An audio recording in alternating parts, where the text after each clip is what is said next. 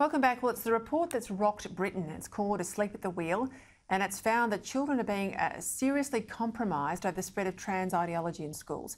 Now, among the findings were that at least 28% of secondary schools do not have single-sex toilets, and some 60% of students are allowed to participate in whatever sport they like, regardless of whether they match that gender.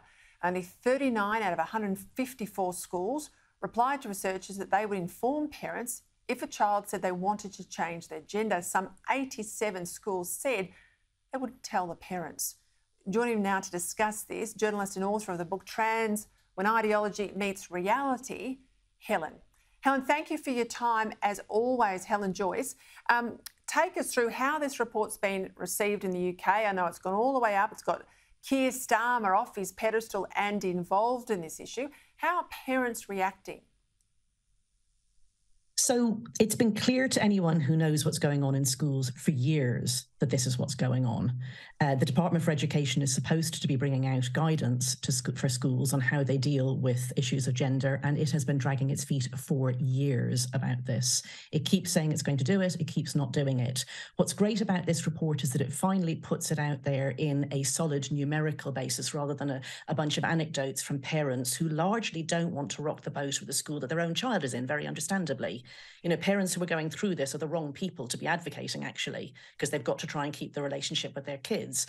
So now it's out there, we can all talk about it, and we can hopefully put pressure on the Department for Education to fix this. Because what these schools are doing is just, frankly, against the law. They are breaking other children's human rights. They are not sticking with school regulations which require single-sex toilets and so on. And they are overstepping their bounds in terms of parents' rights. Parents don't just have the right to know this is happening, they have the right to say no as well, to having boys in their girls' changing rooms, to having their children's records changed without them knowing, to this major psychosocial medical intervention being imposed on their children without their knowledge. So what happens next? Because I saw Keir Starmer in the weekend in the Times saying that, we can't forget about women, the 99.9% of women who are being sort of marginalised by some of these trans rights, particularly in relation to language. Where's this headed, Helen? I think this is headed to politicians realising it really matters to a lot of people and having to stop regarding it as a side issue and just something that they can say culture war about, and that they're actually going to have to do something.